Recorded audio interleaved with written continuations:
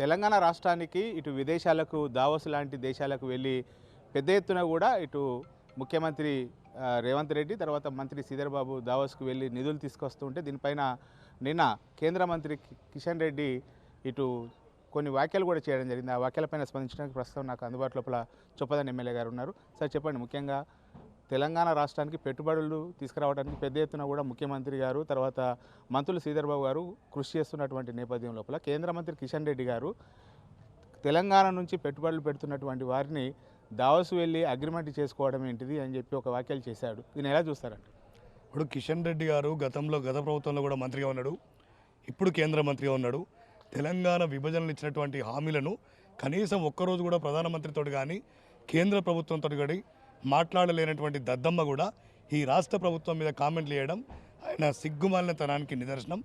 ఇప్పుడు విభజన చట్టంలో ఆనాడు యూపీఏ ప్రభుత్వం ఉన్నప్పుడు బయ్యార ముక్కు పరిశ్రమ, అదేవిధంగా గిరిజన యూనివర్సిటీ కోసం, అదేవిధంగా కాజుపేట కోచ్ ఫ్యాక్టరీ, ఈ అంశాలు ఏవి కూడా కేంద్ర ప్రభుత్వంతో చర్చించకుండా ఒక దద్దమ్మలాగా ఈ రాష్ట్రం నుంచి కేంద్ర మంత్రివర్గంలో ప్రాతినిధ్యం వహిస్తున్నారు.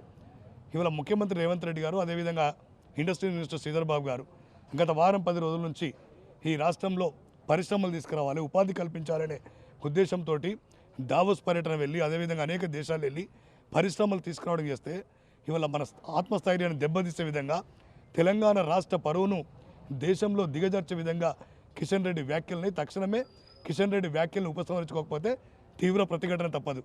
ఇలా కేంద్ర మంత్రిగా గతంలో ఉండి ఇప్పుడుండి ఈ రాష్ట్రానికి ఎన్ని నిధులు తీసుకొచ్చినా శ్వేతపత్రం విడుదల చేయి, అప్పుడు నీకు ఈ రాష్ట్రం గురించి మాట్లాడే అర్హత ఏమైనా ఉంటుంది.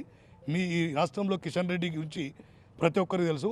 ఆయన బీఆర్ఎస్ తోటి కేసీఆర్ తోటి చీకటి ఒప్పందం కూర్చుకొని ఈ రాష్ట్రంలో భారతీయ జనతా పార్టీని బీఆర్ఎస్తో కుమ్మక్కై వీక్ చేస్తున్న సంగతి ఆ పార్టీ కార్యకర్తలే అంటున్నారు. ఆయన ఎంత తక్కువ మాట్లాడితే అంత మంచిది. తెలంగాణ లోపల ఉన్నటువంటి బడా పారిశ్రామికవేత్తలు, రియల్ ఎస్టేట్ వ్యాపారులు తెలంగాణలో ఉండాలంటేనే అదేవిధంగా పెట్టుబడి పెట్టాలంటేనే భయపడిపోతున్నారు. ఆ పెట్టుబడులు పెడితే మొత్తం ఎక్కడ కమిషన్ రాజ్యం ఉన్నదో అని చెప్పి వ్యాఖ్యలు కూడా చేయడం జరిగింది. సింగిల్ విండో విధానం ద్వారా పరిశ్రమలకు అనుమతిస్తున్నారు రేవంత్ రెడ్డి గారు. ఎక్కడ కూడా ఏ పారిశ్రామికవేత్తకు ఇబ్బంది లేదు. పారిశ్రామికవేత్తలకు ఎర్ర తివాచి వరుస్తుంది తెలంగాణ రాష్ట్రం. ఇక్కడ పెట్టడానికి చాలా కంఫర్ట్గా ఫీల్ అవుతున్నారు. ఈ రాష్ట్రంలో కాంగ్రెస్ పార్టీ ప్రభుత్వం రేవంత్ రెడ్డి గారు వచ్చినాక ఇవాళ పెట్టుబడులు పెద్ద మొత్తంలో వస్తున్నాయి. గతంలో కూడా విదేశీ పర్యటనలు చేసినప్పుడు అప్పుడు వచ్చినాయి, మళ్ళీ రీసెంట్గా కూడా వచ్చినాయి. అనేక మంది పారిశ్రామికవేత్తలు నిత్యం కూడా ఇటు ఇండస్ట్రీస్ మినిస్టర్ అటు ముఖ్యమంత్రి గారిని కలుసుకుంటూ ఈ రాష్ట్రంలో పెట్టుబడులు పెట్టడానికి సుముఖంగా ఉన్నారు. అంటే పారిశ్రామికవేత్తను ప్రతి ఒక్క పారిశ్రామికను వేధించని వారు లేరు, రియల్ ఎస్టేట్ వ్యాపారులను వేధించని వారు లేరు అని చెప్పి కూడా అన్నారు. అట్లా మాట్లాడడానికి ఒక బాధ్యత గల కేంద్ర మంత్రిగా ఉండి నిజంగా సిగ్గుపడాలి. నేను ఇంతకుముందు చెప్పినా కదా, బీఆర్ఎస్ యొక్క ఎజెండాను కిషన్ రెడ్డి కేంద్రంలో అమలు చేస్తున్నాడు. అందుకే వాళ్ళ మీద ఎలాంటి కేసులు కాకుండా వాళ్ళని కాపాడుతూ ఉన్నాడు.